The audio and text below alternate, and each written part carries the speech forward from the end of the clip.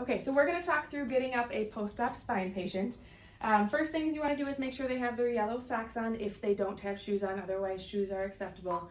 So with spine surgeries, we don't want those patients to bend or twist. We want to maintain a neutral alignment at the spine. I typically teach people pretend there's a rod through your butt all the way up through the head, and that's kind of the position you want to maintain. If it's not a cervical surgery, they can obviously bend, twist their neck a little bit.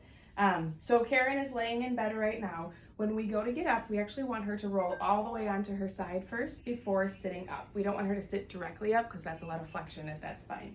So typically with the head of the bed a little bit flatter is easier. If they're sitting straight up in bed, it's really hard to roll onto your side without folding yourself in half. And then I encourage her to bend up her knees if she can.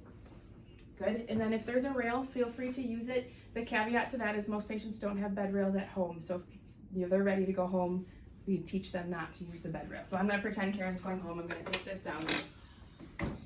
And we're going to reach across with that far hand, right? Yeah, so she's going to reach and push. Again, keeping that spine nice and straight. Sometimes from here, people are able to inch their feet off on their own. Perfect. And then have her push up with her elbow in her hand. Perfect. So again, that spine was nice and neutral. If she wouldn't be able to help, I'm going to go back down for just a minute. Oh yeah, that's how you get back in. I'll show that.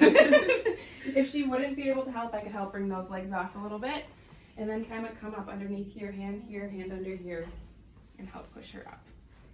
To get back in, it's just the opposite as she demonstrated before. She's going to kind of come down onto this elbow. Perfect. Bring this hand down, bring those feet up. You always want to roll all the way onto your side before you roll onto your back.